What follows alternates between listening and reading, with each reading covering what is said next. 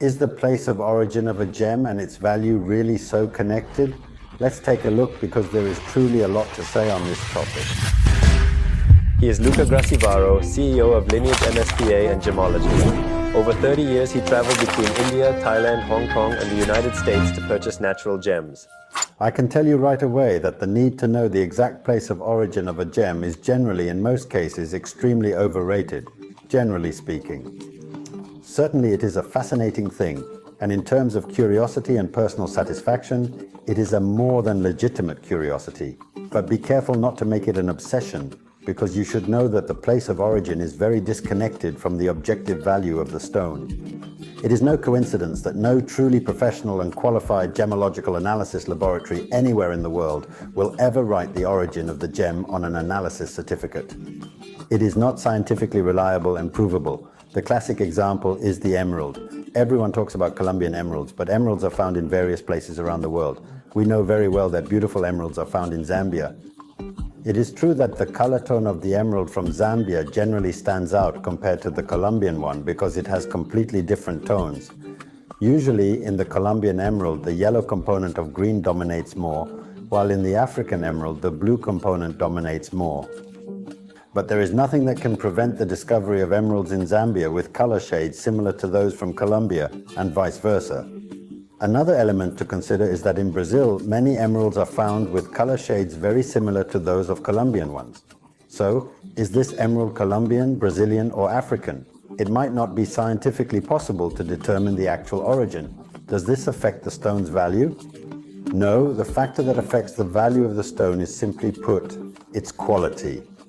So don't worry too much, don't let it become an obsession to absolutely know the origin of a gem. Really focus indeed on the quality elements, definitely. On size, color, purity and crystallization, those are elements that, regardless of the place of origin, truly matter and impact the value of a stone.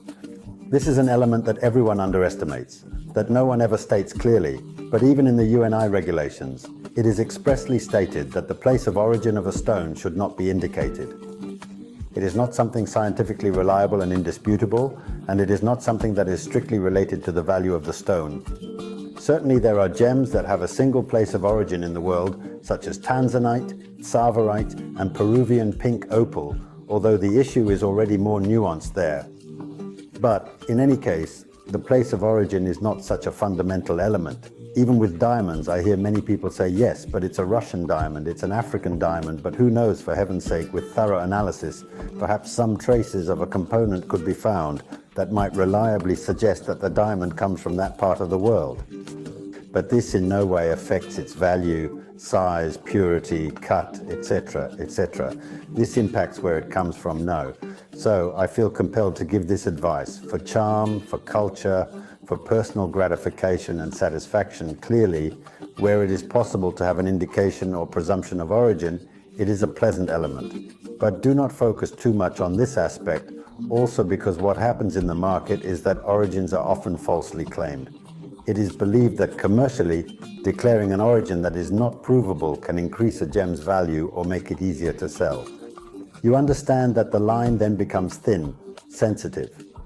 Once again, knowledge comes to our aid, so it is legitimate, yes, and nice to have a vague idea of the origin, to have a general indication, a reliable presumption, but never let the origin of the gem influence the determination of its value. This would be a mistake and could lead us to make purchases in a specific manner that is not right or correct in terms of gem evaluation. This is a piece of advice I feel compelled to give you. It's another facet that my many years of experience in the gem trade provide me, and I think it's important to share with you because I repeat, knowing and having a bit more preparation in these aspects is certainly an important guide to navigating the world of gems. If you haven't done so yet, subscribe to the channel, maybe give us a like, and we'll see you soon. Cheers.